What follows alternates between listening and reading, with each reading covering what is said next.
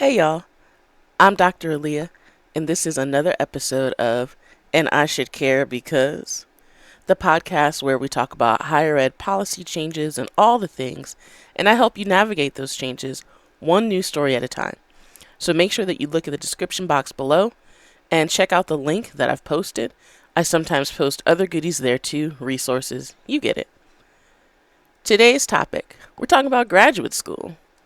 So, the article that inspired this topic was talking about how there are some professors who just straight up say, oh, don't go to graduate school. It's not for you, for various and sundry reasons. And that is terrible. It's deplorable to just make a blanket statement of no one should go to graduate school in this field, or to this particular person, you shouldn't go to graduate school because da da da da da. You don't look like the traditional student, so you don't have a chance. One, that's trash. As a professor, as an instructor, as a lecturer, as an educator of human beings on this planet, that is trash. And to say that to someone and then just drop the mic and walk away, you're crushing people. There are some people who have their heart set on graduate school, and when they hear that from someone who barely even knows them, barely even knows their name, if they know their name at all, says, oh, you shouldn't go to grad school for this. You don't want to do that.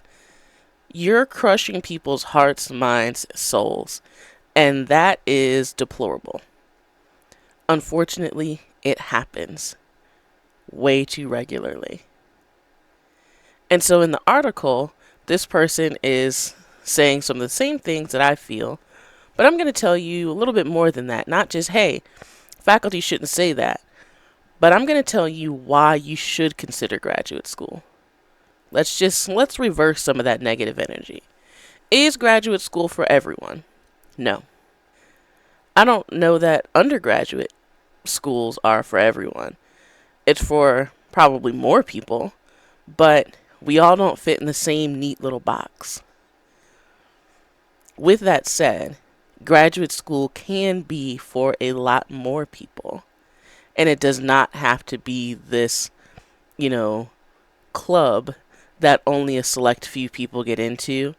It doesn't have to be this exclusive thing that only the super smart, brainy people who never sleep and, sleep in the library if they happen to fall asleep. It's not all that. So let's dispel some of those myths. Why graduate school? For me, it was the only way for me to do what I wanted to do. I wanted to do research. Well, not exactly doing research right now, but at the time I thought, I want to go the traditional academic route. I want to help people learn. But that, doesn't really happen the same way if you just get a master's, which ain't no shade to a master's, okay? There's still extra work involved and everything else. There's no shade. But I needed to have the clout of the PhD. I needed to have the heavy hitting title so that I could do whatever it was that I wanted to do in the field of biochemistry. And it gives me a lot more flexibility. And let's just be honest, the best earning potential. You don't want to be in school forever just to be like, all right, would you like fries with that? Like that, nobody's doing that. I could have done that years ago. I could have started there. So for me, it gave the most flexibility and it gave me the most options to do and be what I wanted to be. And I said that, oh, I want to do it so I could teach. That's not 100% true. That's eventually what it became. At first, I was like, okay, I'm going to get in. I'm going to get that PhD. I'm going to get a job in a pharmaceutical company somewhere, make them big dollars, and then go home. 9 to 5, boom, boom, Monday through Friday, home. Do what I want to do on the weekends, swimming pool of dollars. That's not what happened.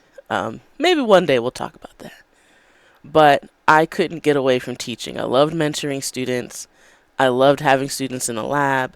I loved tutoring. I TA'd a course. So it was like there's no way that I'm running away from this. I love teaching too much. So it turned into, I need this to be able to teach at the highest level. Anywho, that's me. That doesn't mean that everyone who goes to graduate school has to go for the PhD. I'd encourage you to do so and to apply to PhD programs where you can make the decision to leave with a master's. But getting a PhD is not necessarily for everyone, simply because you may not need it to do what you want to do. And why spend the extra time doing school when you could be spending that time doing what it is that you love and that you've been waiting to do? Now, graduate school is the blanket term for getting a master's or a PhD. Sometimes you can earn one and then earn the other along the way in the same program. Other programs, it's just the PhD, so you're in it. And then if you leave, then you leave with nothing until you graduate. You do what you have to do to defend your dissertation. But a master's program is typically 1 to 2 years long, whereas a PhD, depending on, what kind of experience and stuff you're coming into your program with and, what their requirements are, it could be as short as 4 years. It could be a decade, which is a long time. So there's definitely more of a time investment. But here's the thing. Masters, if you're just going for a terminal master's program, you're paying for that. You're paying at least $50,000 a year for that privilege. PhD, by and large, is funded. So someone else is footing the bill for you to learn. That doesn't mean that it's just, I can just go and take classes and then go lay on the grass. No. You're usually expected to do some kind of service that warrants you being paid. So that means doing research. It means teaching classes. Whatever other service they can get out of you to make it worth their while. To cover the tuition and to give you a little stipend so you can live and pay for health insurance. So it's not exactly the free ride like, I got a scholarship to go to undergrad and then you just focus on your classes. It's, hey, you need to focus on doing your research, all your scholarly work, but you also have to do these other tasks for your department. So that's a little bit different. It's kind of like having a job while you're an undergrad. And for a lot of y'all, that's no big deal, right? So that's one major difference, is funding. Master's program, you're funding it yourself. You're taking out a loan. There's not a whole lot of dollars for getting that completely covered. There are ways that you can offset the cost. So you may be able to teach as a master's student, and that can give you some dollars towards your tuition. But it's not the same as with a PhD, because not only is it funded, but there's lots of fellowships, which is the grown people word for scholarships for graduate school. There's lots of dollars to be had for fellowships, and all you have to do is just keep applying. You'll find something. So there's a big difference in terms of the money, big difference in terms of the time commitment. There's also the flexibility. So in some fields, a master's gives you flexibility that a PhD doesn't necessarily add to. But in others, you need a PhD for maximum flexibility.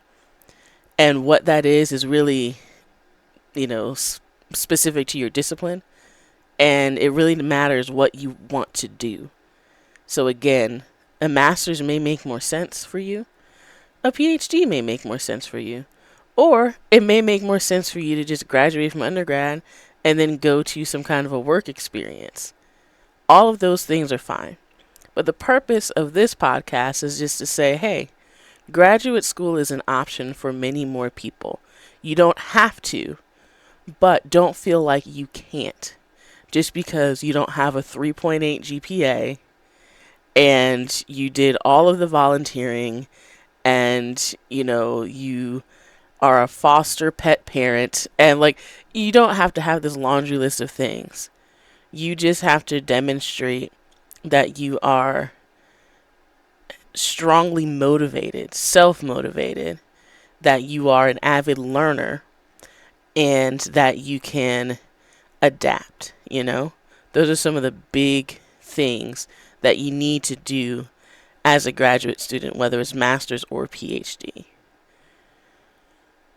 I hope that this discussion, which there's going to be more parts to this, but this first part was just to say everybody has the potential to do it.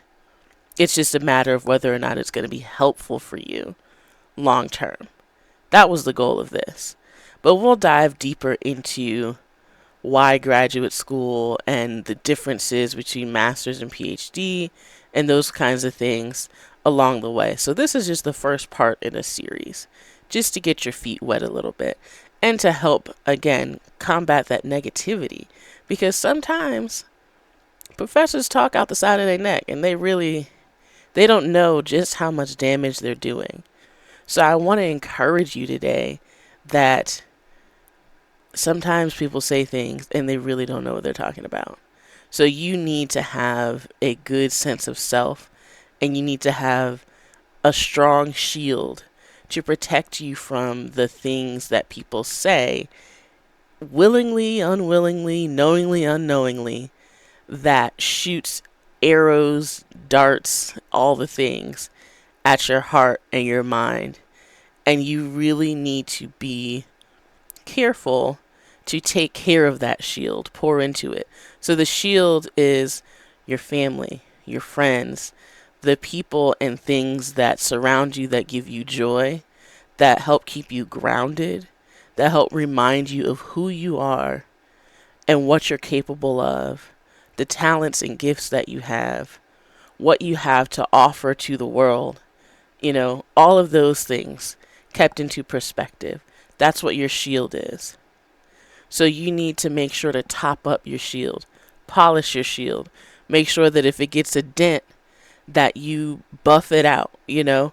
So take the time to do the things that nourish your soul, because otherwise those errant arrows and darts are going to pierce your side, and it is going to bleed out your soul so that you don't have the energy or the confidence to be your best self. Don't let someone else's bitterness take away your joy or your success. Because I told you, sometimes them professors be bitter. Bitter, bitter, bitter. And it has nothing to do with you and everything to do with them. Don't let that harm you. Be ready.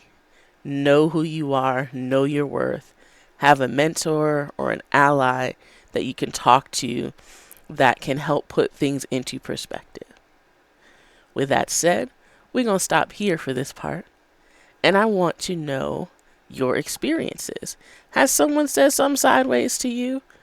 What did that do to you? How did you cope? How would you suggest someone copes? Did you report that person? Like, what do you do? As a student, what do you think is the best way to respond when someone tells you no, you can't, or you shouldn't, when you feel that they're, discouraging you and doing you a disservice? It's a real power struggle, and sometimes you might feel awkward about advocating for yourself. So I just want to know, how do you handle those situations? What do you suggest for other people?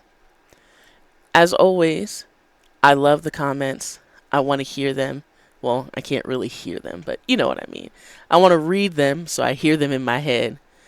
And that sounds weird, but you know what I'm trying to say.